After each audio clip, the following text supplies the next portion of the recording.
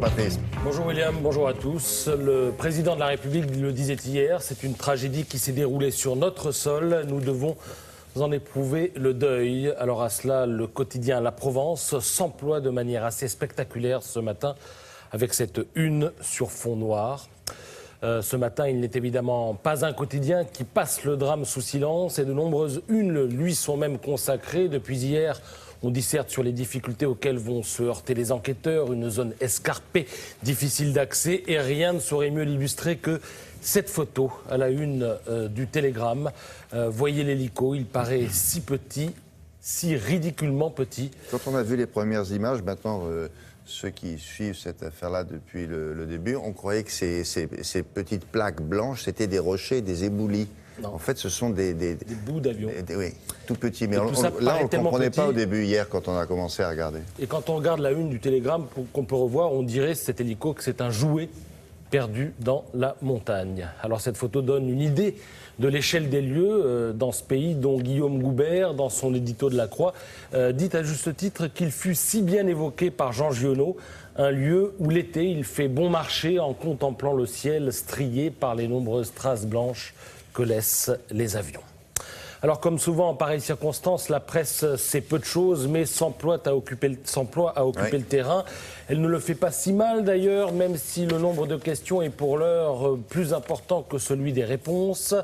Et à lire les uns et les autres, on comprend qu'en marge de la tragédie, en marge de la douleur des familles et de l'émotion partagée, il y a des enjeux industriels. Et le principal concerne évidemment Airbus, ce fleuron de notre commerce extérieur dont on parle abondamment quand on le vend à l'étranger, mais qui ne saurait échapper à la suspicion, voire à la critique en cas de problème. Que cela soit justifié ou pas, c'est peut-être injuste, mais c'est comme ça. C'est ainsi que je vous conseille ce matin la lecture de Libération. Vous y trouverez l'interview de Gérard Arnoux, le président du comité de veille de la sécurité aérienne. Et que dit-il ? Eh bien, il dit d'abord que les pertes de contrôle en vol sont à la hausse et que cette augmentation pose des questions à l'industrie aéronautique. Il faut, dit cet ancien commandant de bord, repenser la formation des équipages et notamment leur réaction sous stress intense. Pour lui, les formations dispensées actuellement ne sont pas adaptées à certains avions.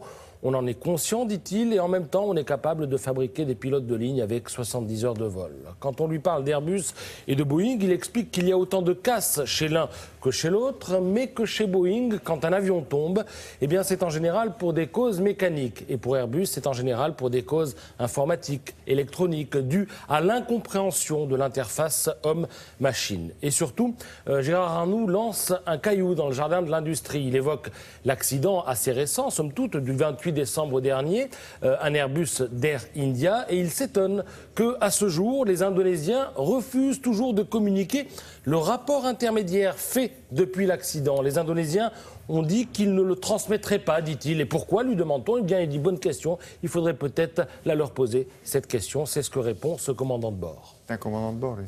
C'est un ancien commandant de bord. Alors tout cela est évidemment dommage, car un rapport peut évidemment permettre de corriger ce qui ne va pas et d'éviter peut-être d'autres avions. Mais je rappelle que tout ça, bien sûr, c'est dans des spéculations encore ce matin.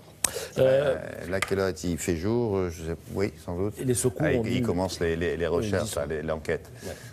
Oui, alors pour finir sur une autre un peu plus gaie, c'est aujourd'hui la journée de la procrastination. Donc procrastiner, c'est remettre à demain ce qu'on pourrait faire le jour même. Donc je remets à demain ce dont j'aurais aimé vous parler aujourd'hui si l'actualité n'avait pas été si dramatique.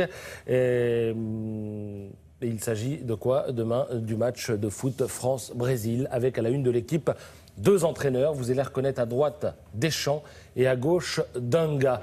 Comme on se retrouve, titre l'équipe à juste titre, rappelez-vous, le 12 juillet 1998, les 2 hommes étaient sur le terrain. Ils étaient l'un et l'autre capitaines de leur équipe respective. C'est donc tout sauf un hasard, nous dit ce matin l'équipe. Pourquoi ? Eh bien, lisez l'équipe, achetez-le, vous le saurez. Merci.